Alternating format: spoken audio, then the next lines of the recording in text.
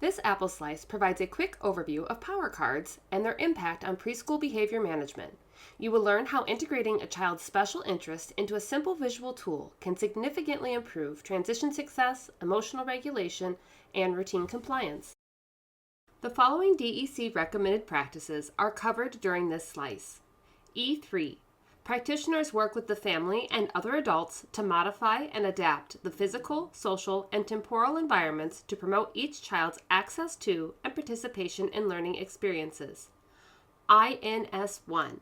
Practitioners with the family identify each child's strengths, preferences, and interests to engage a child in active learning. INS4. Practitioners plan for and provide the level of support, accommodations, and adaptations needed for the child to access, participate, and learn within and across activities and routines. A power card is a visual aid or behavioral support that uses a child's special interests to help a student complete routine tasks, engage in social interactions, and meet behavioral expectations. Typically, a brief expectation is stated on the card. Now that we know what a power card is, let's look at why they work. Offer concrete visual support. The card should be a note card or business-sized card that can easily travel with the child throughout the school day or home. Less threatening. A child's interest or hero is asking them to complete the task versus an adult, which takes away some of the anxiety for the child. Motivates the child. Naturally uses their interest and engages them in tasks they may otherwise not be interested in. One way to introduce power cards to a child is with a social story. Social stories are written from the child's perspective. They use short, simple sentences to explain what a child should do in different situations.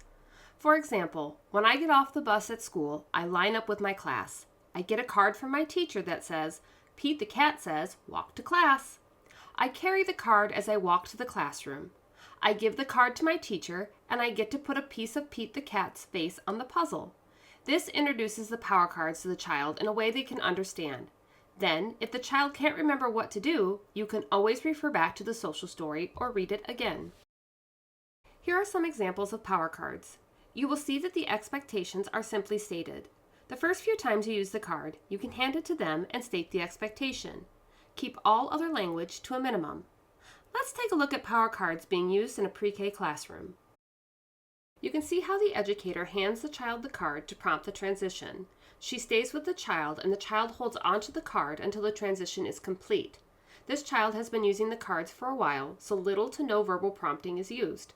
Every adult in the classroom uses the cards in the same way consistently. Now that you've seen some power cards in action, let's look at a couple ways you can make them. Power cards are easy to make with a note card and printed pictures. If you're more comfortable with technology, you can use Google Docs or Canva to create and print power cards. It is recommended that you laminate the cards for durability. Check out the resource section for step-by-step guides on creating your own cards. Power cards are a simple, highly effective way to transform a child's passionate interest into meaningful daily successes. By combining clear visual expectations with the comfort of their favorite things, we can reduce anxiety, build independence, and make routines a positive experience for everyone involved. Special thank you to Elba Fernandez Sanchez. For Apples or Apple Slices videos, please visit our YouTube page. For additional information on StarNet Regions 1 and 3 services, please visit our website.